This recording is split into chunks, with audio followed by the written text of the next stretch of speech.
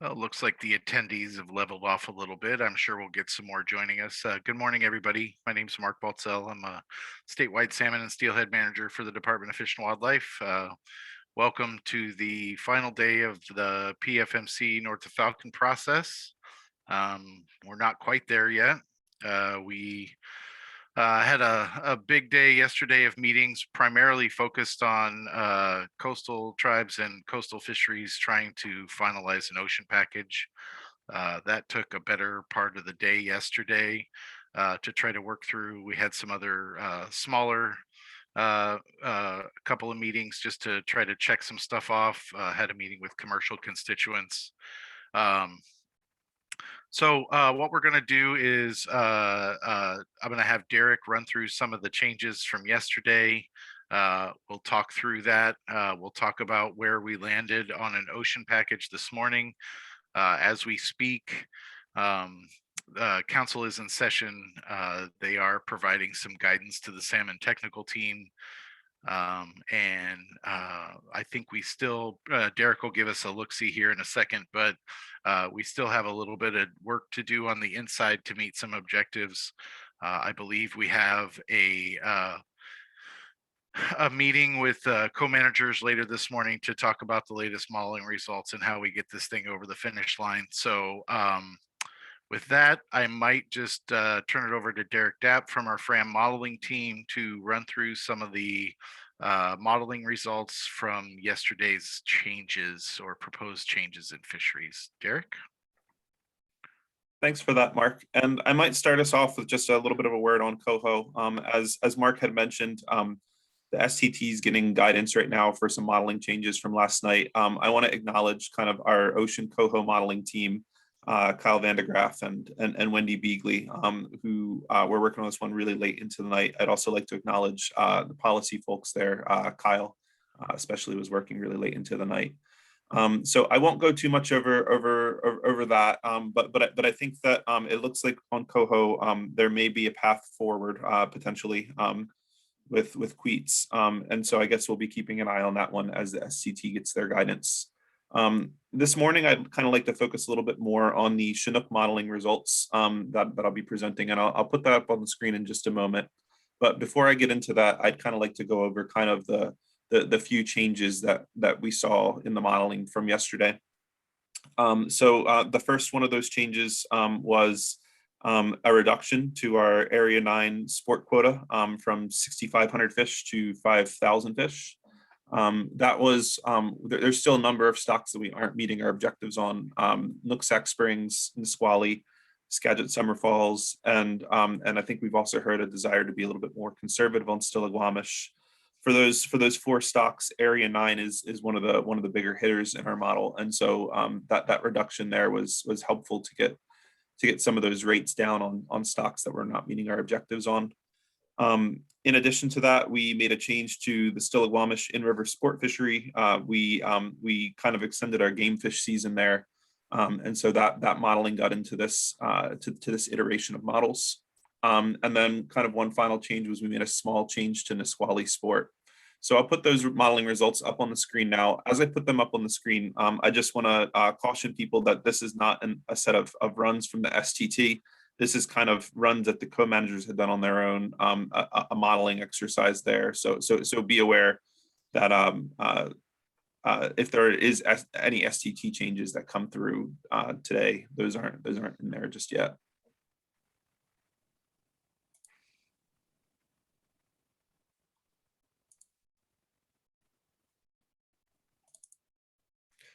So up on the screen now, we have our modeling results from last night, and we can see where we're at on some of the stocks of concern. One thing I would mention is over here, Stillaguamish, for whatever reason in the sheet isn't highlighted. It should be highlighted. With Nooksack Springs, also to mention, I guess I should say, we're down to a single ocean option for treaty, and that would be 40,000 in the ocean for that fishery. Nooksack Springs, we have a 10.5% SUS management objective. We're at 11.3%. Skagit Summer Falls, we're very close, but still have a little bit to go. 17% SUS objective versus 17.1% in the model run. Stillaguamish, we have an 8% unmarked SUS management objective and 12% marked SUS management objective. You can see where we're at over here, 8.8% and 12.5%.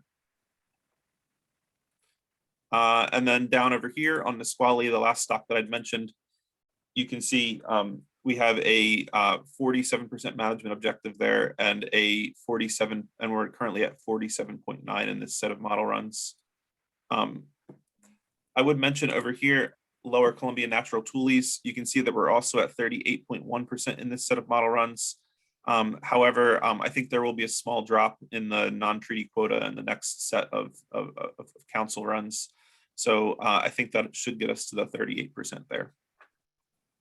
I might open it up and just see if there are any questions on Chinook.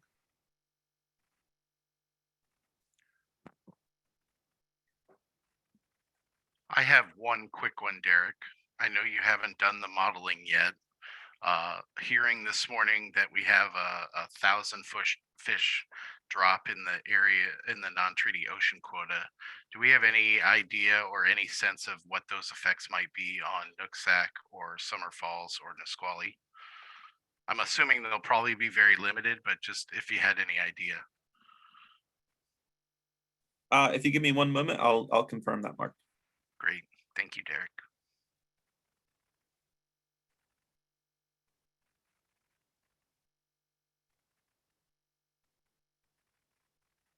In the meantime, while I'm pulling it up, if anybody else has any other questions. Remember, if you're on the phone, *9 gets your hand raised and recognized. If you're on the Zoom meeting, there should be a hand raise feature somewhere on your app or device. And then there might be an emotions icon too, where you have a raised hand feature. So while Derek's pulling some stuff, I see Carl raised his hand. Go ahead, Carl. Yeah, thanks, Mark. I'm kind of surprised to see some of these stocks still being over after, you know, all the moves that have been made. And, you know, with the exclusion of the stilly, I can see it was 4.4% in the, you know, before you get into the terminal. But the other stocks, such as Nisqually, I mean, the pre-terminal number was quite low from what I saw, and to me, I mean, it looks like, you know, it's a in-river problem. I mean, are we expected to make up some of those, or what are your thoughts on that? Specifically for Nisqually, Carl? Well, I mean, you could go down the list, I guess. I mean, I guess a better way to phrase the question would, are there any of those stocks that we're expected to make further adjustments in the marine waters? Great question that I don't have an answer to. We're going to come back together this morning as co-managers and have that discussion. I don't want to speculate, I guess, about where those conversations may go. So I want to be really careful about what I say here. I think what I can say is I think on the Nisqually, if we are needing to get there, I think we have some in-river ideas that would help us get there. For the Nooksack spring stock, you know, the state does have a river fishery that we started last year on the hatchery portion of that spring run. So we also have a few more days in that season and that season on the non-treaty side in the Nooksack. So again, those are moves that we could make to get there.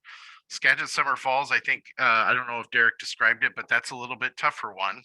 You know, right now we're about 80-20 sharing on that. The tribes have made huge cuts in river. Obviously, some of the moves that we've made for Stillaguamish in the marine areas has had benefits for Summer Falls. We don't see them very much in our marine areas, as I've said before. So if we are expected to make further reductions to help meet the summer fall population, that could be painful. So when you said 80-20 on the Summer Falls, how is that? Who's 80 and who's 20? Its tribes have 80% of the impact, Carl. Okay. Go ahead, Derek. If I could, to get back to your earlier question, Mark, I do think that that looking at that drop in the non-treaty will provide some relief on the Nooksack summer, or I'm sorry, not the Nooksack summer falls, the Skagit summer falls. I also think that it'll be quite a help to Nisqually as well. Nisqually, it'll change it by about 0.4, which is a good amount. It'll provide less help for Nooksack Springs. Okay, that's helpful, Derek. Thank you for looking at that. I saw Mark Yuasa with his hand up. Mark, did you have a question? Looks like maybe. Oh. Go ahead, Mark. Oh, can you hear me, Mark? I can. Okay, thanks. Hey, Derek, yesterday you presented some quotas and guidelines, I noticed, and I saw that CQ now had a quota for their winter fishery, as well as I think you had mentioned some for like Area 13, which aren't in place this year. Is that something new, or if Mark or Derek or you could answer that? Yeah, so the way the modeling results come out, even though it's presented on the sheet that Derek went through yesterday as a landed catch input, we don't run those seasons by a quota. So Okay. that's really just part of the modeling results that show what our encounters and mortalities and landed catch estimates are for each area. Okay. Thanks for the clarification. Yep. Art Tatchell, go ahead, Art. Yeah, real quick. I'm sorry, I missed the non-treaty Chinook numbers out on the ocean. I believe where it's settled out, Art, was 58,000 non-treaty and 40,000 treaty. Thank you. And if I get that wrong, somebody tell me.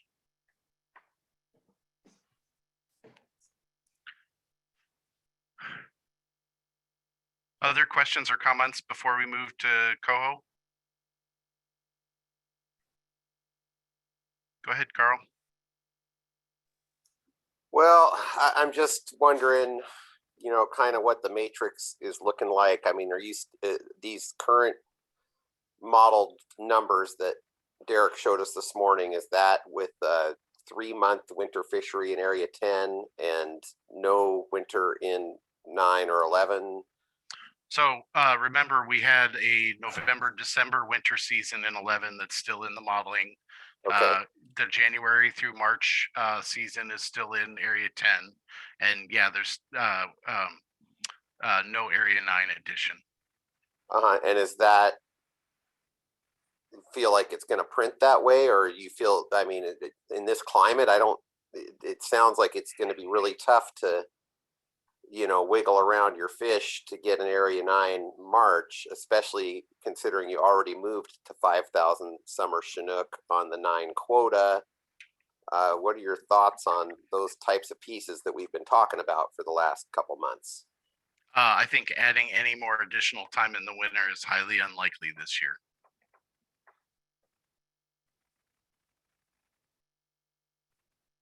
Okay, that being said, how do you, what's going on in your head about the 3-month in the Area 10 winter fishery, January, February, and March? And is the number plugged in for the estimates? I think you had said earlier that had been adjusted up from what we modeled for this winter.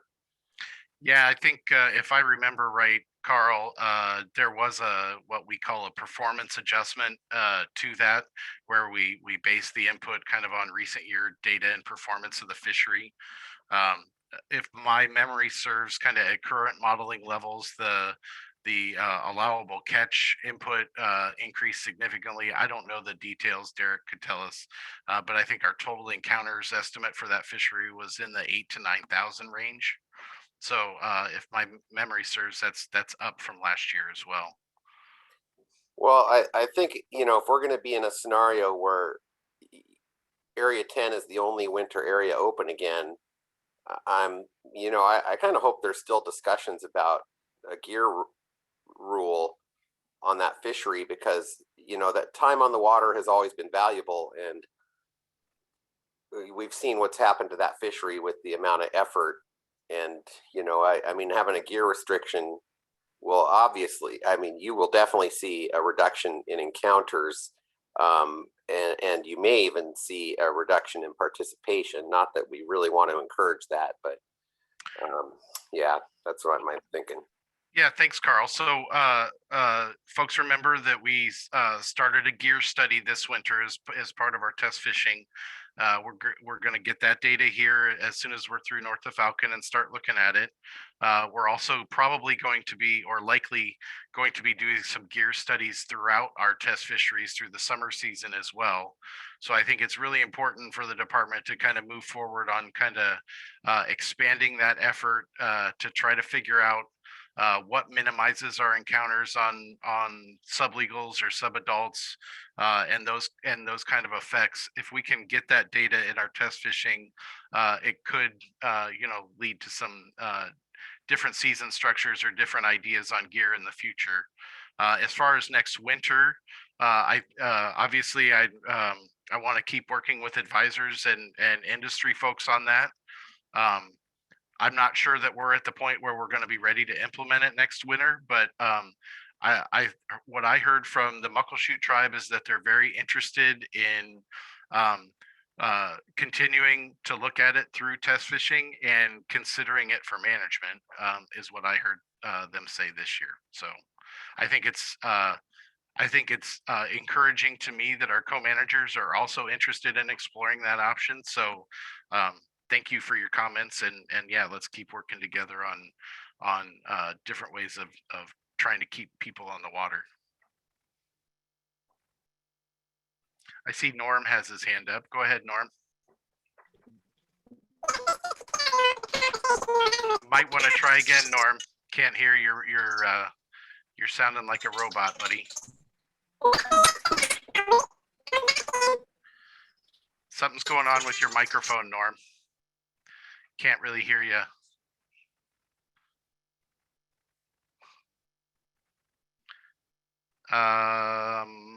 Carl, did you still have your hand up? Okay.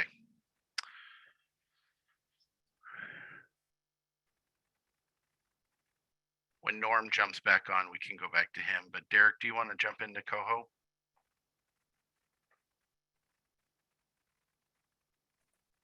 Sure, Mark. Let me pull Coho up here. I wasn't going to go too much into depth with Coho. I was just going to kind of provide the summary that I had mentioned earlier, which was that I think that we're kind of providing STT guidance today on some modified ocean packages there, and that I think it should help us to get there on queets.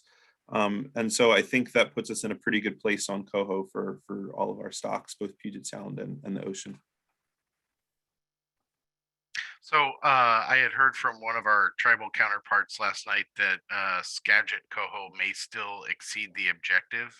I know the ocean package, when that's modeled, we'll have a better look at that. So stay tuned for that. I think we're going to be okay. We made a number of adjustments to try to get down on our Skagit Coho impacts in a number of our fisheries this year. So hopefully we'll be in a good place once that ocean package is modeled. Norm is back. Let's go ahead, Norm. Try again. Can you hear me now? Oh, gotcha. Perfect, Norm. Thank you. Yeah, just to carry on the conversation Carl started. I know we're looking at that, January, February timeframe in Area 10? January through March. Okay, I'm just thinking like last year, we opened that January season up and we got hammered again with sublegals. Should we push it back even further? I understand the time and water, challenge. I'm just looking at it to try to extend the number of days we have by moving that season even further back. Keeping the same time step in terms of weeks, but just shifting it more into March. So I think as I'm thinking about things, Norm, if we were to shift things, so I mean, right now we're 3 months open, right? And we know the performance of that fishery is variable over time.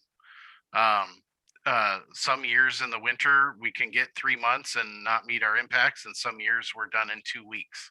So one of the things that the department talked with the advisory group last year was maybe taking a cautious approach at the beginning, where maybe we just open 2 or 3 days a week, like on weekends, just to kind of take it slow. I think that could be an option too. I guess I'm reluctant to move that fishery farther into April, given some of the concerns we heard from the tribes, whether they're valid or not, about our impacts on the White River spring stock. So I'm guessing that if we tried to push that season into the April time period, that it would probably not be met favorably. I guess I would encourage us to come together and think about ways that we could creatively manage that in the early part of that fishery if we do see those indications. You know, last year we talked about it, but we decided at the end just to run it as it was listed in the pamphlet. I think we can think about doing business a little differently and just see how it goes. So thanks for your thoughts, Norm. Thank you. Glenn has his hand up. Go ahead, Glenn.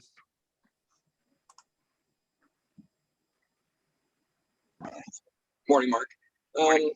In regards to the tribal concerns out in the oceans and them coming to agreement, maybe you addressed this, I missed it, but what happens if they do not come to agreement either by choice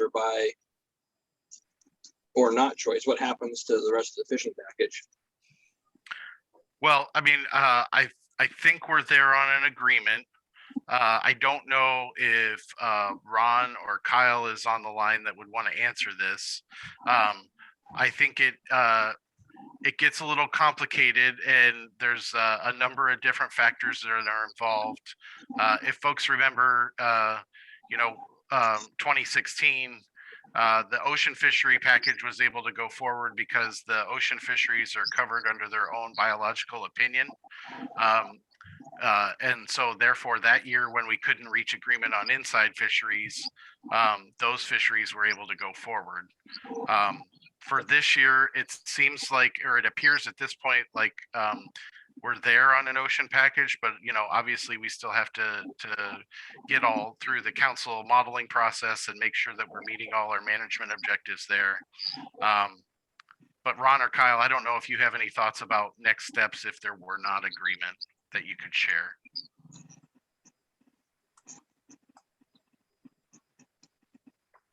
I don't, Mark. I'm trying to listen to the council meeting so I can be in there as soon as I need to. It's a big unknown what happens if the co-managers don't reach agreement on modified escapement goals for the Queets coho stock in particular, if the treaty troll tribes don't bring forward a single fishing package for the council to consider.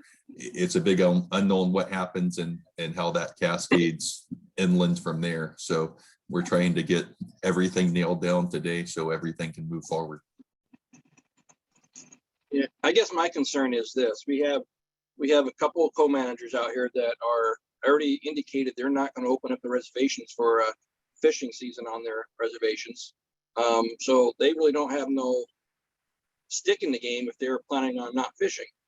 So if they choose to not to come to agreement with the other tribes, what's that going to do for Puget Sound? So I think the disagreement, Glenn, from my perspective, and I'd ask Kyle or Ron to weigh in. They want to go fishing, and I think it's not that there's not going to be any fishing, is they all want to go fishing more, and so they're having disagreements about how to divide that and what's an acceptable level of harvests for all these stocks between them. So yeah, I'm not. I guess I don't know what to say about that. Yeah, we have heard the reservations are likely to be closed.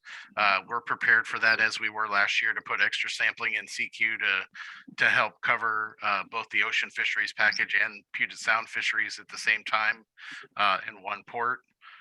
So I think we're covered from our end as being able to kind of monitor that and quantify what those impacts are. Were there other questions about that, Glenn? No, thanks.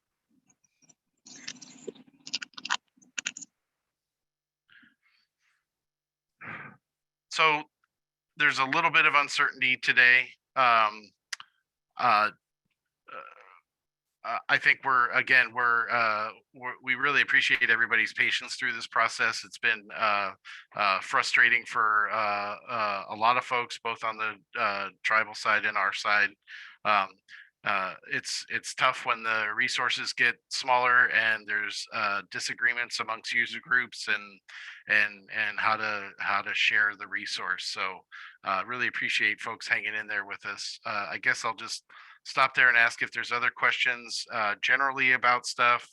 I see Art has his hand back up. Go ahead, Art. Yeah, I've been unfortunately working and listening and participating all at the same time. So where is MA11 right now, according to that matrix that has been out? Yeah, Art, it's as we talked yesterday, it hasn't changed. It's essentially the season goes June 16th through December 31st. Thank you, sir. Yeah, uninterrupted fishing. We won't be targeting blackmouth in October. So it's Chinook, coho, and pink through the end of September, coho in October. The one big change, I guess, that I haven't really talked about much, but will be in place is basically Area 10 South. We're going to be chum non-retention this year. So. Okay, and then we can discuss the quota and in-season management and that kind of thing afterwards. So I think, I'm happy to discuss the in-season management now, Art. I think we're going to plan on running Area 11 like we have Areas 9 and 10 as a quota. And as we have in the past, we're happy to work with you guys and the Area 11 constituents on if we run into trouble, how we can adjust those seasons to make sure we're fishing on the peak Chinook time period. I think we've had success working together to adjust that in the past when we thought we might not make it. So we'll continue to work with you folks this year on trying to maximize that Chinook opportunity in August. Perfect. Thank you. And yeah, Art, I guess I might offer if you have thoughts on daily limits for that area. Usually we do the 2 salmon. But if we want to think about maximizing Chinook, we could do 2 salmon, 1 Chinook. If that's something you thought folks might be interested in, just shoot us a line or let us know if you had any thoughts there. Will do. I'm kind of thinking that way a little bit. Okay. All right. Thank you. Yep. Carl has his hand back up. Go ahead, Carl. Yeah, Mark, I just wanted to touch on communication today. I know you guys are really swamped with work and you don't really have any time, but if something comes up, advisors are still available for a quick, emergency discussion. If there's something that you need weighed in on, so all of us obviously can't be available all day on short notice, but I am going to be for most of the day. And if you can't do that, like the email that Jake sent out last night was really important, even though, it came kind of late. There was a lot of people wondering if, it had already gone to the floor and the package was done. So just, if we can't get together, a quick email update by somebody on the staff is going to be appreciated by the advisors. Thank you. So, and yeah, I appreciate that. Jake was trying to get that email out the door for about 4 hours yesterday. And he really, being a new person, he wants to make sure that he's not messing stuff up. And he had a hard time getting my attention on whether it was okay to send. So that's really my fault for why it went out so late. Just because I couldn't get away to make time to review his email. So sorry about that. Things will get better on communication from here. We just got new people in new spots and trying to make it all work. So thanks for your patience and understanding.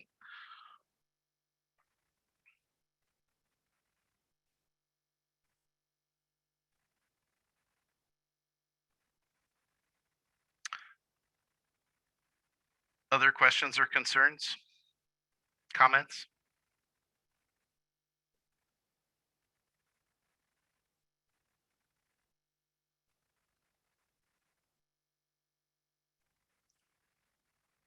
Well, as Carl said, or indicated his desire, I think as we work through the day, if there's a need to get back together with kind of advisors or other folks, we'll try to get word out as quick as we can. Provide enough notice if folks want to hop back on with us. We'll throw it up on the website really quick if we need to make sure folks can join us and hear what's going on. I imagine that would be sometime mid to late afternoon as we work through the day, but I would just encourage folks to stand by. Hopefully we'll put a bow on this thing today and move forward with getting a fishing package in place for 21-22. Norm has his hand up again. Go ahead, Norm. Yeah, Mark, is there any chance of having a final wrap-up meeting? Yeah, go ahead. When all the pieces come together today, if there could just be a very short briefing on where we ended up at. We'll try to make that happen at the end of the day and let folks know, Norm. Thank you. Okay, thank you.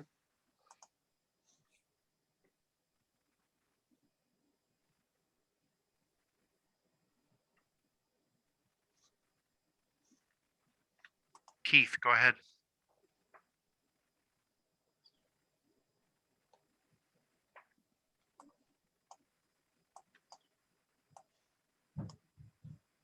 Keith, go ahead and unmute yourself. Hello. Gotcha.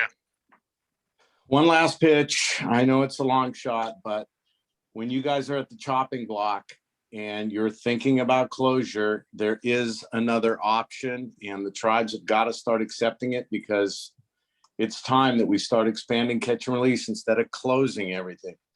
So please consider it, at least trying in lieu of closure. We keep losing all these fisheries every year. The fisheries get smaller and smaller and smaller, and there's some of us that will go out and fish just to go out and fish in lieu of closure. Thank you always for your hard work, and I'm sorry I keep beating the same drum, but I'm not going to stop. It's only been 20 years I've been beating the drum. So thank you again for your work. Appreciate that, Keith, and I would encourage you not to stop. It's important that myself and department leadership hears your voices and your opinions on this matter. Just so you know, I did Kelly Cunningham, our fish program director, has been joining us through the North of Falcon process this year. Hasn't really been a part of it in the past, but he and I have had some conversations lately about the history of the catch and release, and so he's an avid kind of catch and release fisherman himself. He's very much on board with working with me to try to advance those, Keith. So thanks again for bringing that up.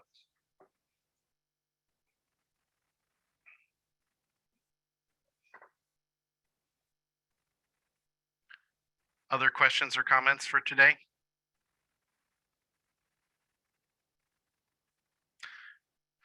Great. Well, thank you everybody for hanging in there with us. We'll try to get some notice out and get a meeting notice up on the website at least for the end of the day to do a wrap up on where we ended up this year. And stand by if we need to get a hold of folks. We'll try to do that too in the meantime, but really appreciate everybody hanging in there and your comments and your thoughts, and have a good day. I heard it's supposed to be 75 in the Olympia area today, so I'm hoping to get outside as soon as I can. Have a great day, everybody.